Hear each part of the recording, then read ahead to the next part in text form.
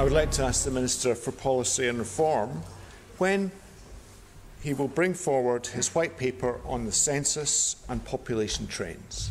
The Minister to reply. Thank you, Mr. President, and to the honourable questioner for the question. The paper, Meeting Our Population Challenges, will be complete by 21st of December 2017. This is an early stage policy development paper, similar to the documents referred to as white or green papers across and in Jersey now, I believe. The intention is that this paper will encourage debate about the information, and proposals are still at a relatively formative stage. Firmer policy statements could come next. The paper is likely to have three main sections to help inform and shape the discussion. Section 1 on population projections and the underlying methodology for their calculation. Section 2, thoughts about some possible policy challenges. And Section 3, background contextual information, including from the British Irish Council Demography Workstream. Mr. President, honourable members, it is hoped that this paper will encourage honourable members in Tynwald and its committees and others outside this honourable court to contribute to policy development around meeting our population challenges. Supplementary, Mr. Shimmins. Thank you, Mr. President, and thanks also to the Minister. We have been eagerly awaiting the Government's proposals for meeting our population challenges since March. It's slightly unclear from his response when the paper will be complete by the 21st of December, when it will actually be published. So that's the first question. And perhaps more importantly, the second question is, how can the Government develop insightful policies without first understanding the profound impact that demographic changes will have on our island? Mr. Thomas. Thank you, Mr. President.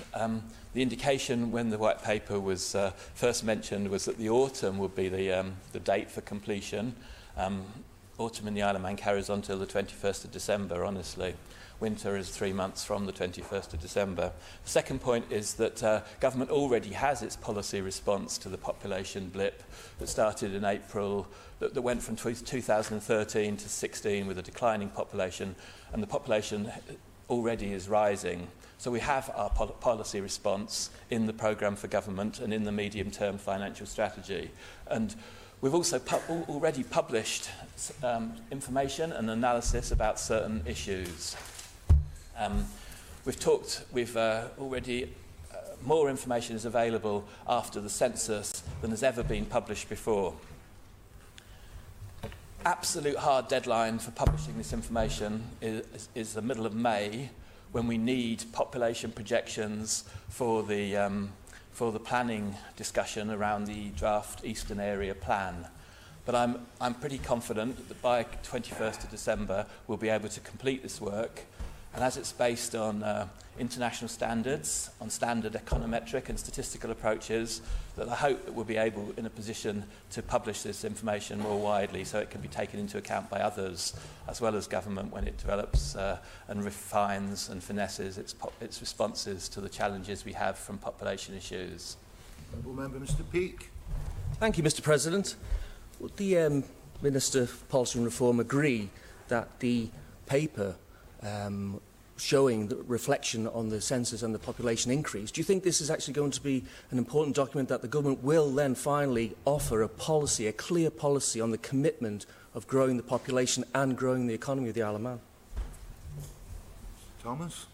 Thank you, Mr. President, and I hope that Mr. President doesn't mind me referring to the exchange of information that we've had in recent months, even, but particularly in recent weeks, which is that we've got to remember what a white paper is. It's a discussion document about policy options. It will be for the government to bring proposals to this honourable court to change any legislation or to change any major policy.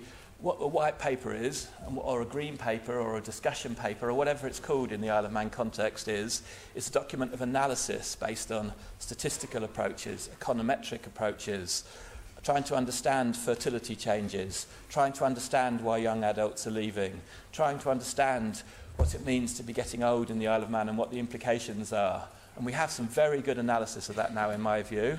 We have some projections about what the population could do inside ranges, and I'm very much looking forward to making that available to this Honourable Court and to the wider public as soon as possible, and I'll do everything I can to keep the 21st of December deadline as being the date on which this work was completed and the information was made available. Final supplementary, Mr. Shimmins. Thank you, Mr. President. It was gratifying to hear the definition of autumn and winter from the Minister. That obviously was helpful, but I think it's disappointing that this is such an important matter. It is still unclear when the government's proposals will be debated in this court. Will the Minister please give a commitment to which sitting of Tynwald he will bring the recommendations forward? Minister. Thank you, Mr. President. I think, unfortunately, the honourable questioner misunderstood my last answer. The last person to attempt to bring the idea of a population policy to Tynwald Court was me, and I lost the debate, but I think I've won the argument from the fact now that it's accepted that we should have a population policy. The Isle of Man has had population policies in the past. Other countries have population policies. For the last couple of decades, we haven't had a population policy. This is different. We're not talking about population policy here. We're talking about a discussion document with econometric statistics to help us understand crucial issues in terms of our population challenges. Once that's available, this Honourable Court, including the Honourable Member for Middle, can reflect on whether Tynwald Court thinks we need a population policy, and I can assure you that inside government we'll be reflecting on whether we need to bring everything together into a population policy. Before I sit down, I'll just remind people as well that we have all sorts of aspects of population policy in existing documents all round government. So, for instance, in the Department of Infrastructure, there is an excellent medium-term and long-term plan for infrastructure, that in every chapter of which comments on the suitability of the infrastructure according to the demography of the island.